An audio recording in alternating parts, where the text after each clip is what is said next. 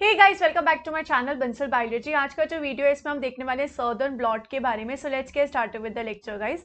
अगर हम यहाँ पे सदर्न ब्लॉट को देखें तो ये क्यों किया जाता है, अगर मुझे डिटेक्ट करना एक स्पेसिफिक डीएनए मॉलिक्यूल को from a sample of DNA, जैसे कि मेरे पास बहुत सारे डीएनए प्रेजेंट है या पूरा एक जीनोमिक डीएनए प्रेजेंट है किसी ऑर्गेनिज्म का, और मुझे किसी स्पेसिफिक डीएनए मॉलिक्यूल के बारे में जानना है, उसको अगर मुझे डिटेक्ट करना है तो उस चीज के लिए मैं सदर्न ब्लॉट करती हूँ। ब्लॉट का मतलब स्पेसिफिकली क्या होता है, डॉट लग जाना या फिर इंक लग जाना, इस चीज को हम ब्लॉट कहते हैं। किस तरीके से प्रोसीजर किया जाता है आइए हम समझते हैं। सबसे पहले मैं यहाँ पे जीनोमिक डीएनए लूंगी, किसी भी एक ऑर्गेनिज्म का जीनोमिक डीएनए लूंगी जिसमें मुझे फाइंड आउट करना है कि स्पेसिफिक डीएनए प्रेजेंट है या नहीं है।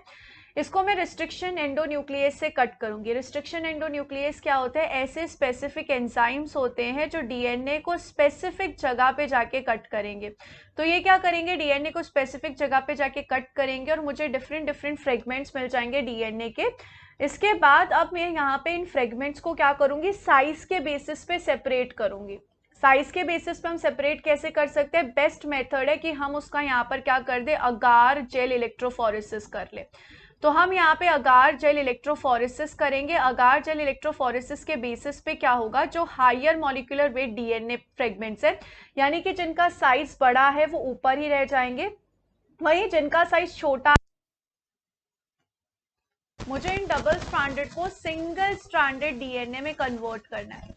इसके लिए हम यहाँ पे एक एल्केलाई ट्रीटमेंट करेंगे। स्ट्रॉन्ग एल्केलाई क्या करेगा, ये जो डीएनए है इसको डीनेचर कर देगा, डबल स्ट्रैंडेड डीएनए को डीनेचर कर देगा और उसको सिंगल स्ट्रैंड में यहाँ पे कन्वर्ट कर देगा। तो मैंने यहाँ पे क्या किया, डबल स्ट्रैंडेड डीएनए को सिंगल स्ट्रैंडेड डीएनए में कन्वर्ट कर दिया बाय एल्केलाई ट्रीटमेंट।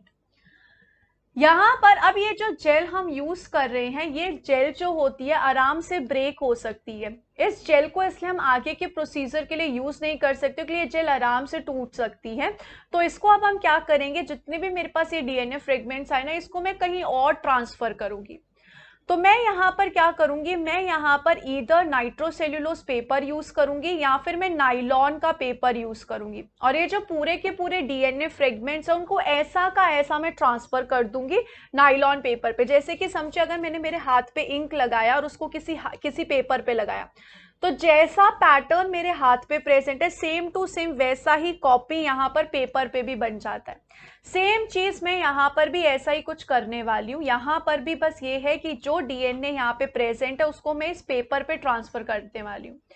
किस तरीके से हम ट्रांसफर करते हैं, इसके लिए हम यूज करने वाले हैं कैपिलरी एक्शन को। यहाँ पर हम क्या करने वाले हैं, कैपिलरी एक्शन को यूज करने वाले हैं कि ऊपर से प्रेशर आने की वजह से जो नीचे फ्लूइड प्रेजेंट है वो ऊपर जाने लगेगा। किस तरीके से यहाँ पर किया जाता है, सबसे पहले हम ये जानते हैं कि ऊपर से प्रेशर किस तरीके से लगाया जाता है। सबसे पहले हम यहाँ पे क्या लेते हैं, हम यहाँ पे प्लेट लेते हैं जिसमें बफर डाल देते हैं। बफर के ऊपर एक प्लेटफॉर्म रखेंगे, प्लेटफॉर्म के ऊपर यहाँ पर हम एक रैप रख देंगे जो कि क्या करेगा, जो कि सिर्फ और सिर्फ बफर में थोड़ा सा डिप होगा ताकि बफर थोड़ा थोड़ा करके पेपर के थ्रू ऊपर ऊपर ऊपर ऊपर जा सके। उसके ऊपर हम कुछ वॉटमेंट पेपर रख देंगे, फिर हमारा जो जेल है, अगारोस जेल है, उसको रखेंगे। फिर जो हमारी मेम्ब्रेन है, नाइलॉन मेम्ब्रेन या फिर नाइट्रोसेल्यूलोज मेम्ब्रेन, उसको रखेंगे। फिर कुछ वॉटमेंट पेपर रखेंगे, फिर पेपर रखेंगे और फिर वेट रखेंगे। अब ये सब इतना सारा जब हमने रखा है ना, तो इसकी वजह से नीचे की तरफ क्या आएगा, प्रेशर आएगा। और प्रेशर आने की वजह से यहाँ पर ये जो बफर है ये अब कहाँ मूव करने लगेगा, ये ऊपर की तरफ मूव करेगा बाय कैपिलरी एक्शन। ऊपर से प्रेशर आ रहा है तो बफर अब ऊपर मूव करेगा।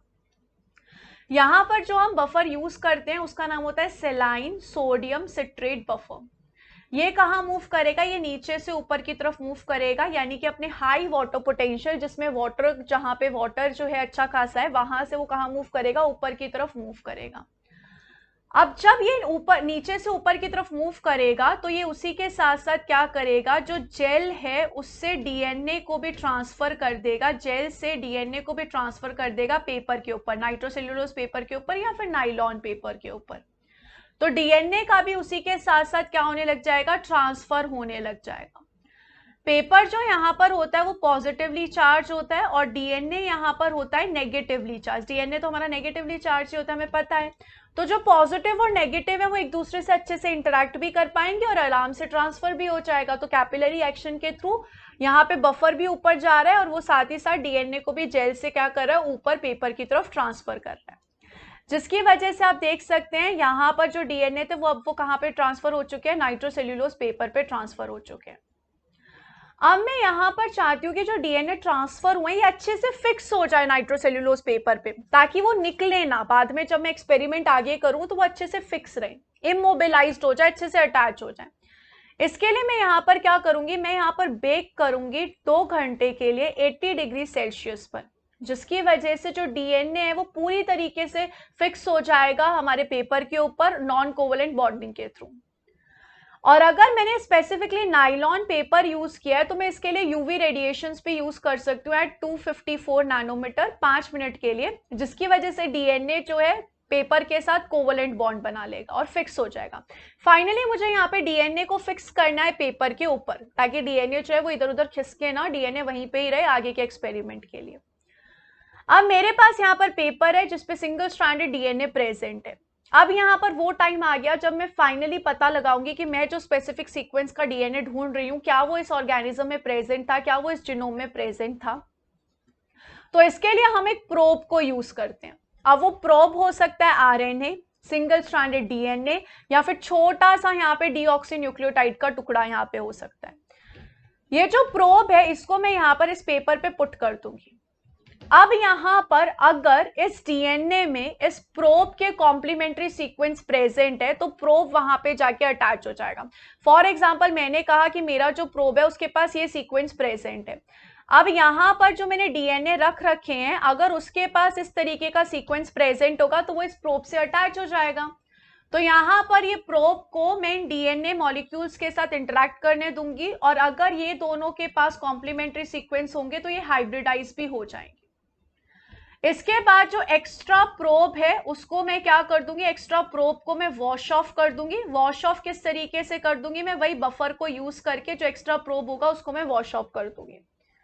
अब इसके बाद यहाँ पर ये बात आती है कि मुझे यहाँ पर कुछ पता कैसे चलेगा कि प्रोब कहाँ जाके बाइंड हुआ, मुझे कैसे पता चलेगा प्रोब कहाँ पे जाके बाइंड हुआ है। तो ये पता लगाने के लिए मैंने प्रोब को लेबल कर दिया था। इसको मैंने रेडियो एक्टिवली लेबल कर दिया था, या फ्लोरोसेंट मॉलिक्यूल से लेबल कर दिया था, या क्रोमोजेनिक मॉलिक्यूल से लेबल कर दिया था। क्रोमोजेनिक यानी कि ऐसा मॉलिक्यूल जिसको मैं कन्वर्ट करके कलर्ड प्रोडक्ट बना सकती हूँ। तो इससे मैंने प्रोब को लेबल कर रखा है। एक बार यहाँ पर मैंने वॉश ऑफ कर दिया, फिर मैं इसको क्या करूंगी, फिर मैं इसको डिटेक्ट करूंगी ऑटो रेडियोग्राम से, या फिर मैं कुछ यहाँ पे सबस्ट्रेट प्रोवाइड कुछ मैं एंजाइम प्रोवाइड करूंगी जो इस डाई को कलर्ड प्रोडक्ट में चेंज कर सके।